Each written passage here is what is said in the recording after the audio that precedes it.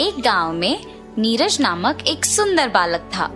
वो अपने पिताजी, विमाता और उनके 2 बेटियों के साथ रहता था। उनके नाम थे रम्या और चित्रा। उसकी विमाता और उनके बेटियां नीरज की ओर बहुत कठोर रहते थे। घर के सारे काम उनकी बेटियों से नहीं बल्कि नीरज से करवाती थी। नीरज, कहाँ हो तुम? सुबह मेरे लिए उठने के बाद चाय लाना भूल गए क्या?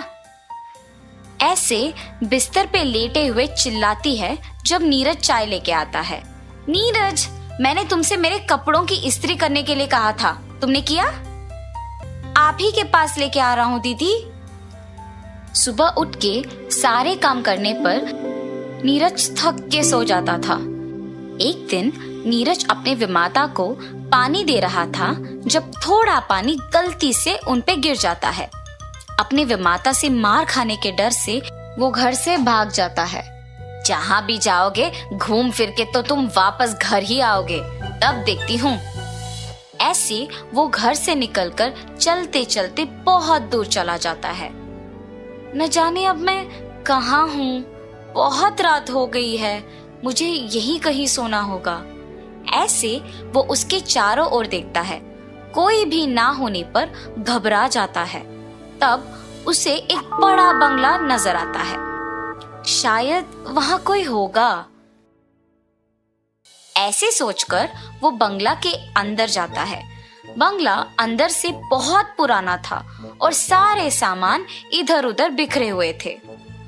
कोई है? ऐसे आशा में चिल्लाता है कि कोई दिख जाए और घर में पुरानी चीजें होने के कारण इधर उधर देखता है। तब उसे उन चीजों में एक चमकता हुआ कुछ दिखाई देता है। यहाँ के सारे वस्तुओं पे धूल है, मगर ये क्या है जो चमक रहा है? ऐसे नीचे पड़े हुए उस चमकते हुए वस्तु को उठा के उसे साफ करता है और तब देखता है कि वो एक आईना है। साफ करने के बाद वो एकदम नया दिखता है। ये चीज तो टूटा भी नहीं है और मेरे साफ करने पर नया दिख रहा है।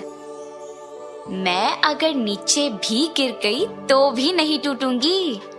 तुम बात भी करते हो? हाँ, मैं बात कर सकती हूँ। तुम नीचे गिरने पर भी क्यों नहीं टूटोगी? मैं नहीं टूटूंगी, और अगर टूट भी गई तो मुझ में सारे टुकड़ों को संलग्न करने की शक्ति है। तुम्हारी विमाता के हाथ मार खाने के डर से तुम भाग के बाहर आए हो ना? हाँ, तुम्हें कैसे पता? मुझे सब पता है, मैं कुछ भी कर सकती हूँ। अच्छा, तुम सब कुछ कर सकती हो ना? तो मैंने सुबह से कुछ नहीं खाया है, मुझे बहुत भूख लग रहा है। मुझे खाने के लिए कुछ दे सकते हो? जरूर, मुझे देखकर तुम्हारा मनपसंद खाना को मांगो। नीरज जैसे ही आईने को देख के अपना मनपसंद खाना मांगता है, वो उसके सामने प्रत्यक्ष होता है और वो आश्चर्यचकित रह जाता है। तुम सच में कुछ भी कर सकते हो, तुम जादुई आईना हो। उसका मनपसंद खाना उसको मिलते देख नीरज सब भूल जाता है और खाके वही आराम से सो जाता है। अगली सुबह अपने विमाता की आवाज सुनाई पड़ने पर उठ जाता है। अपने कमरे में रहते देख वो दंग रह जाता है। कल रात तो मैं बंगले में सोया था, यहाँ कैसे आ पहुंचा? तुम्हें यहाँ मैं लाई। तुमने? मगर क्यों? अगर मेरी विमाता मुझे देखेगी तो मारेगी। मुझे डर लग रहा है, मैं यहाँ नहीं रहूंगा, मैं चला जाऊंगा। इतना क्यों डर रहे हो? क्या तुम्हारी विमाता अच्छी नहीं है? मेरी विमाता बहुत अच्छी है, पर उनको मैं पसंद नहीं हूँ। अगर वो मुझे पसंद करती तो मेरी बहुत अच्छी देखभाल करती। तो फिर अपने विमाता में बदलाव क्यों नहीं लाते तुम? मैं उनसे कैसे कहूँ कि मुझसे अच्छे से पेश आए? मैं तुम्हारी मदद करती हूँ, तुम डरो मत। तुम्हारे बहनें स्कूल के लिए तैयार हो रही हैं। तुम नहीं जाओगे? मुझे बहनों के साथ स्कूल जाना बहुत पसंद है, पर मेरे लिए कपड़े और पुस्तकें खरीदना पड़ेगा, इसीलिए मेरी विमाता मुझे नहीं भेजती है। तुम कुछ भी कर सकते हो ना, मुझे कपड़े और पुस्तकें दिला दो। नीरज आईना में देखकर जब ये कहता है तो तुरंत वो प्रत्यक्ष हो जाते हैं।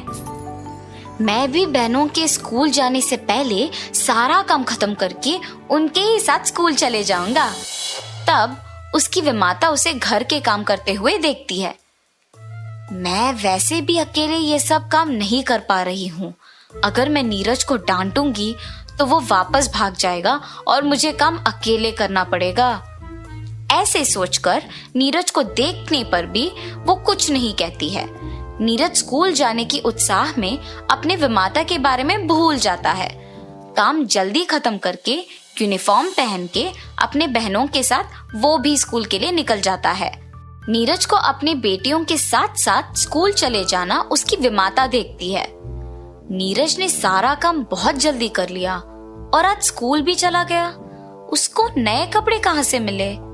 ये बात मुझे उसके स्कूल से आने के बाद पूछना होगा। और उसके स्कूल से आने वक्त तक इंतजार करती है। नीरज के स्कूल से आने के बाद मुझे उससे प्यार भरी बातें करके उसको पूछना होगा कि उसके नए कपड़े खरीदने के पैसे कहाँ से मिले। इतने में नीरज उसके बहनों के साथ स्कूल से वापस आता है। माँ, नीरज के हमारे साथ स्कूल आना मुझे बिल्कुल नहीं पसंद। हाँ माँ, मुझे भी। उनके माँ नीरज के नए कपड़े और पुस्तकों के बारे में जानने के लिए उन्हें चुप करवाती है। चित्रा, भैया को ऐसे नहीं बोलते। नीरज, इधर आओ बेटा। ऐसे प्यार से बुलाकर उसको अपने बगल में बिठाती है। बेटा, स्कूल का पहले दिन कैसे लगा तुमको?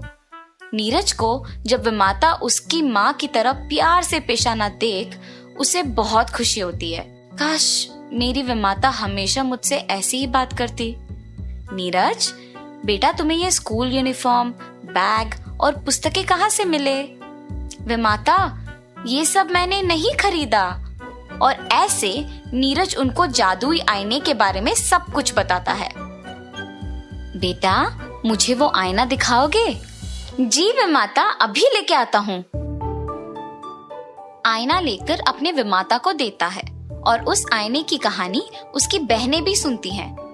माँ, मैं पहले मेरी मनपसंद चीजें मांगती हूँ, मुझे वो आईना दो ना माँ।